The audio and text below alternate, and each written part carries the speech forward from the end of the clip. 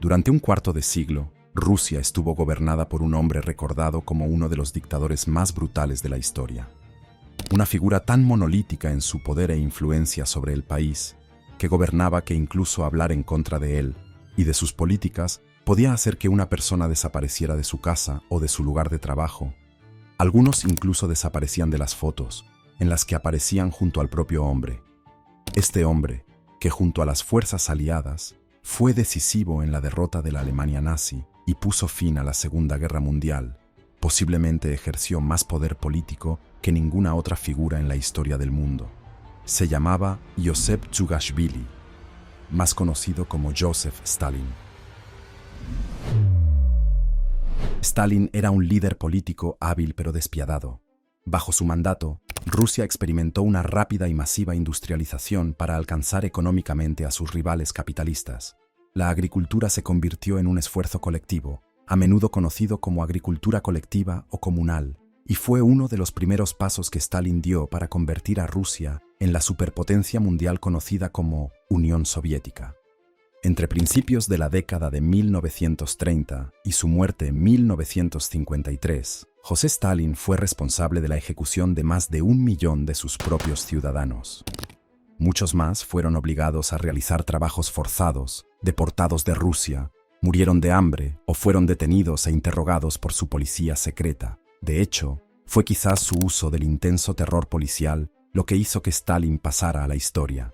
La metodología de Stalin era conocida por ser implacable y a menudo cruel. Sin embargo, creó para la Unión Soviética un poderoso complejo militar industrial, además de conducirla directamente a la era nuclear. Pero, por supuesto, estas son las líneas generales, los impactos más amplios del gobierno tiránico de Stalin sobre la Unión Soviética. ¿Cómo era Stalin como persona? ¿Cómo era un día normal para un hombre que dirigía la industria de todo un país y tenía una fuerza policial secreta a su entera disposición para silenciar a cualquiera que le llevara la contraria? ¿Era el tipo de dictador que se levantaba temprano por la mañana o el sufrimiento y las muertes que causaba le impedían levantarse de la cama antes del mediodía? ¿Le gustaban los animales? Bueno, sabemos que había una granja que probablemente no le gustaba demasiado. Echemos un vistazo detrás de los carteles de propaganda y veamos un día en la vida de Joseph Stalin. Al igual que el resto de nosotros, el día de Stalin empezaba cuando se levantaba. Y según admiten muchos de sus empleados, el hombre se levantaba muy tarde. Después de todo, ¿a quién no le gusta pasar unas horas más en la cama? Empezaba a recibir visitas en su despacho a cualquier hora entre el mediodía y las 8 de la tarde, y algunas de las reuniones que empezaban más tarde se prolongaban hasta la madrugada del día siguiente. No es de extrañar que el tipo necesitara dormir. Sin embargo, se pensaba que esto era una rara excepción y no la norma para Stalin. Normalmente, sus reuniones duraban entre 3 y 4 horas y media. Sin embargo, las visitas al despacho de Stalin solían solaparse de una forma bastante peculiar. Durante algunas reuniones, si Stalin decidía que era necesaria la presencia de otra persona, esta era convocada e inmediatamente requerida para presentarse en el despacho de Stalin. Y a diferencia de faltar a una reunión con tu jefe, no presentarse tendría consecuencias mucho más drásticas. Lo que aún debe aclararse es cuánto trabajo hacía exactamente Stalin antes de recibir visitas o entre una visita y otra. Algunos historiadores afirman que pasaba gran parte de su tiempo leyendo periódicos, aunque eso no debería haberle ocupado tanto tiempo, a menos que fuera un lector muy lento. Los periódicos y la prensa de la Unión Soviética estaban totalmente controlados por el Estado, al igual que todos los medios de comunicación producidos en Rusia en aquella época. Stalin se había encargado de que el Estado mantuviera la propiedad sobre todas las producciones y publicaciones, incluidas las emisiones de televisión y radio, así como la publicación de periódicos, revistas y libros. Así pudo difundir propaganda a las masas con tanta rapidez. Ni que decir tiene que Stalin no leía nada en el periódico que no quisiera que nadie más supiera. Otros testimonios de antiguos miembros del personal afirman que, de lo contrario, estaría leyendo páginas de informes y propuestas o, a veces, simplemente no haría nada en absoluto antes y entre sus reuniones. Alguien debería haberle regalado un juguete de escritorio. Durante la Segunda Guerra Mundial llegó a trabajar hasta 15 horas diarias, según uno de sus mariscales de campo. No le faltaron cargos de responsabilidad, como el de comandante supremo, secretario general del Comité Central del Partido Comunista de la Unión Soviética, presidente del Consejo de Comisarios del Pueblo de la Unión Soviética, jefe del Comité de Defensa del Estado y comisario del Pueblo para la Defensa. Son títulos muy largos. Aunque las contribuciones de Stalin y de la Unión Soviética a la guerra fueron en parte responsables del retroceso de los nazis en Europa, parece que adoptó un programa de trabajo diferente una vez concluida la guerra. Muchos de los testimonios de personas que trabajaron directamente con Stalin deben tomarse con cautela. La razón es que, dada la inclinación de Stalin a ejecutar a quienes consideraba que hablaban en su contra, tenemos que asumir que todos estos testimonios se dan con el fin de pintar tanto a él como, lo que es más importante, al autor de cada testimonio de la mejor manera posible. En la Unión Soviética, a menudo era mejor no decir la verdad por el bien de la seguridad de una persona o de su familia, que también podía correr el riesgo de sufrir graves consecuencias si una persona hablaba de una manera que ofendiera al primer ministro soviético. Cualquiera que fuera demasiado honesto no solía vivir lo suficiente como para ascender en el escalafón hasta un punto en el que pudiera comentar lo que hacía Stalin. Dicho esto, a pesar de su educación rural en la pequeña ciudad de Gori, Georgia, Stalin era aficionado a los conciertos. La música en directo, sobre todo la clásica o el jazz soviético, ocupaba gran parte de su tiempo libre. Con tiempo libre, nos referimos a que acudía a los espectáculos durante su jornada laboral, en lugar de por la noche a deshoras. También le gustaban las producciones teatrales más convencionales, aunque era más admirador del teatrista soviético Konstantin Stanislavski que del productor teatral ruso Vsevolod Meyerhold, ya que este último fue arrestado y torturado a instancias de Stalin. Esto ocurrió durante la Gran Purga de 1937, en la que Stalin intentó consolidar su poder sobre el Partido Comunista de la Unión Soviética, eliminando o purgando a las personas que consideraba que amenazaban su ascenso al poder. Vladimir Lenin, el revolucionario fundador de la Rusia soviética, que derrocó al zar durante la Revolución Rusa, murió en 1924. Tras su muerte, se produjo un vacío de poder, con la cuestión de quién debía asumir la autoridad sobre el país en el aire, entre los aliados de mayor confianza de Lenin, uno de los cuales era José Stalin. Para afianzarse en el poder, Stalin llevó a cabo ejecuciones de personas que consideraba que podían extender la influencia de León Trotsky, otra figura central de la Revolución de Octubre y uno de los rivales políticos de Stalin. Una de las personas asesinadas durante la Gran Purga fue Meyerhold, director de teatro, actor y productor de la época. Fue acusado de espiar para británicos y japoneses, y tras su detención en 1939, fue fusilado al año siguiente. Su esposa, la actriz rusa Zinaida Raik, también fue asesinada en su casa. Volviendo al día a día de Stalin, con solo unas horas de trabajo a sus espaldas, y una actuación musical o un espectáculo dramático a continuación, probablemente sería el momento perfecto para cenar algo. No importaba que muchos en la Unión Soviética se murieran de hambre, no Stalin y sus asesores más cercanos, ayudantes y, por supuesto, su policía secreta. Puede que hayamos sido jocosos hace un momento, pero no se puede subestimar el número de personas corrientes a las que Stalin y su régimen dejaron desesperadas y privadas de sus medios de subsistencia. Muchos en toda la Unión Soviética pasaron hambre. Algunos se vieron obligados a comer hierba, corteza de árbol, ratas e incluso sus propios perros para mantenerse con vida. Según los historiadores, en casos excepcionales, algunos tuvieron que ir aún más lejos para sobrevivir, gracias a la falta de alimentos, matando y comiéndose a los miembros de su propia familia. Un ejemplo concreto fue el Holodomor, una hambruna provocada por el hombre que asoló la República Soviética de Ucrania entre 1932 y 1933. Formaba parte de una hambruna mayor que afectó a toda la Unión Soviética y que provocó la inanición masiva de los ciudadanos, sobre todo en las regiones de Rusia y Kazajistán, donde se cultivaban cereales. Sin embargo, lo que hizo que la hambruna en Ucrania fuera especialmente devastadora fue que se vio agravada por una serie de decisiones políticas tomadas por el propio Stalin, dirigidas específicamente contra el país y la población de Ucrania.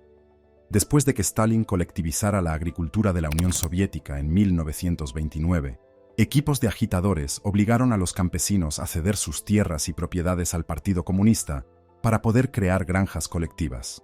Cualquiera que se resistiera a la colectivización a gran escala era deportado contra su voluntad.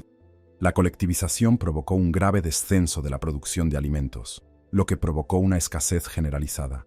En algunas partes de Ucrania, esto provocó un levantamiento armado de campesinos que se rebelaron contra el régimen de Stalin.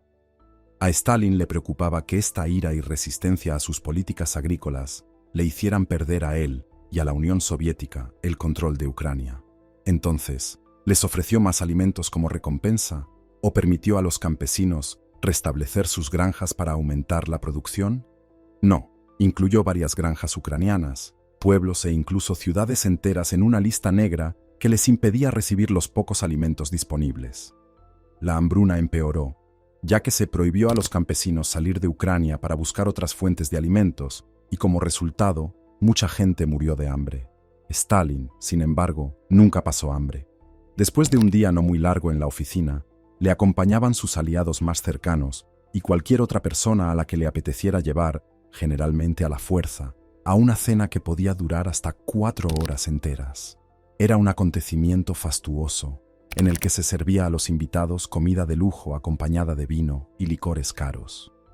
A la hora de decidir a quién invitaba a su mesa, la decisión más importante para Stalin parecía ser la siguiente: ¿a quién le tocaba morir? Esto se aplicaba especialmente a la nomenclatura superior, las personas nombradas por el Partido Comunista para ocupar puestos administrativos y cargos clave dentro del gobierno. Los historiadores y los testimonios personales han demostrado que Stalin rara vez bebía, si es que lo hacía, y que solo elegía vinos georgianos, ya que eran de su tierra natal. Mientras tanto, permitía que sus funcionarios más cercanos se emborracharan tanto como fuera posible, hasta el punto de que perdían totalmente el sentido. Lo hacía con la esperanza de que cuanto más bebieran, más probabilidades habría de que aquellos que se atrevieran a hablar en su contra cometieran un desliz. Era casi la versión original de un detector de mentiras y, de hecho, es una práctica que se viene utilizando desde los tiempos del Imperio Romano, donde los emperadores hacían lo mismo. Reunían a sus supuestos aliados para cenar, los emborrachaban y veían quién empezaba a soltar lo que realmente pensaba. Y por supuesto, cualquiera que ocultara sus críticas a Stalin probablemente no viviría para experimentar lo que habría sido una resaca insoportable. Aunque no está del todo claro, es posible que estas cenas no fueran solo un subterfugio para emborrachar a los detractores. También es posible que Stalin realizara algún trabajo durante las cenas, ya que algunos testimonios afirman que de vez en cuando recibía llamadas telefónicas solicitando información específica durante las cenas. Stalin y sus altos burócratas solían permanecer en la oficina hasta las primeras horas del día siguiente, normalmente hasta el amanecer, manteniendo consigo al personal necesario. Muchos equipos del KGB también debían permanecer de guardia durante la noche, por si Stalin decidía a quién le tocaba desaparecer, con la excusa de la traición. Mucho de esto es especulación, por supuesto. Gran parte de la información registrada de la Rusia soviética de la época estaba viciada por el secretismo que a Stalin le gustaba mantener. Eso y la autopreservación de muchos funcionarios del gobierno que trabajaban directamente con él, que querían mantenerlo contento y así salvar sus propias vidas y las de sus familias. Pero, de nuevo, puede que haya otras cosas que Stalin hiciera durante el día y que no quisiera que nadie supiera. ¿Y si, después de tachar todas las demás partes de su no tan ajetreada agenda, Stalin tuviera un poco más de tiempo antes de irse a dormir y, de vez en cuando, completara el día con una visita a sus criaturas híbridas de humano y simio al estilo del planeta de los simios? Escuche, créanos, sabemos cómo suena esto, pero antes de que saquen los sombreros de papel de aluminio, les prometemos que, por mucho que parezca que nos lo estamos inventando, les juramos que no es ninguna broma. A mediados de la década de 1920, Stalin intentó reconstruir el Ejército Rojo, la fuerza armada voluntaria de campesinos y trabajadores, que se había formado como parte del partido bolchevique tras la Revolución Bolchevique de 1917. ¿Cuál fue la solución de Stalin para reconstruir el Ejército Rojo? ¿Reclutar nuevos soldados entre los trabajadores de la Unión Soviética? ¿Quizás ofrecer mayores beneficios a los combatientes voluntarios y a sus familias para incentivar el reclutamiento? No, fue algo mucho más extraño. Durante la Segunda Guerra Mundial, Stalin financió un proyecto para crear superguerreros o superhumanos y ordenó al mayor experto ruso en cría de animales, Ilya Ivanov, que produjera una nueva especie de tropa más fuerte que un ser humano medio. El primer ministro soviético, soñaba con crear un nuevo tipo de ser humano invencible, inmune al dolor y que no se preocupara por la calidad de los alimentos que comía, capaz de funcionar a pleno rendimiento y mantener una condición física óptima con simples raciones militares. Su objetivo era crear científicamente una raza de seres mitad humanos y mitad simios. Una vez más, no estamos bromeando. Como ya sabrá, los seres humanos tienen una estrecha relación biológica con algunos primates. Compartimos alrededor del 95% de nuestra secuencia de ADN con los chimpancés. Y durante siglos se ha especulado con la posibilidad de hibridación entre nuestras dos especies, dadas las similitudes de nuestro ADN. Por lo tanto, esto es lo que Stalin se propuso crear. Su intención era que estos híbridos conservaran los tremendos niveles de fuerza física de los chimpancés, así como su lealtad. Esperaba que esto se combinara con la capacidad humana de seguir instrucciones y realizar tareas complejas, así que a sus órdenes se pusieron en marcha experimentos para intentar alcanzar este extraño objetivo. Y como probablemente pueda imaginar, a Stalin no le quitaban el sueño los posibles dilemas éticos y morales que planteaban estos experimentos inhumanos. Stalin envió a Ivanov a África Occidental después de que el científico se hubiera labrado una buena reputación. Bajo el zar, Ilya Ivanov estableció en 1901 el primer centro del mundo para inseminar caballos artificialmente. Un centro similar para los experimentos se fundó en Georgia, lugar de nacimiento de Stalin, para criar los híbridos de simio. Sin embargo, los experimentos de Ivanov fueron un fracaso total. Todos los intentos de inseminar voluntarios humanos con ADN de mono fueron infructuosos. Como consecuencia directa, Ilya Ivanov no solo cayó en desgracia, sino que fue objeto de crítica política durante la Gran Purga. Stalin condenó al científico a 5 años de exilio en Kazajistán. Sin embargo, Ivanov moriría solo un año después de su exilio, en 1932, tras caer enfermo, mientras se encontraba en un frío andén de ferrocarril. Gracias por quedarse hasta ahora. No dude en hacer clic en cualquiera de los vídeos de la pantalla para ver más contenidos similares.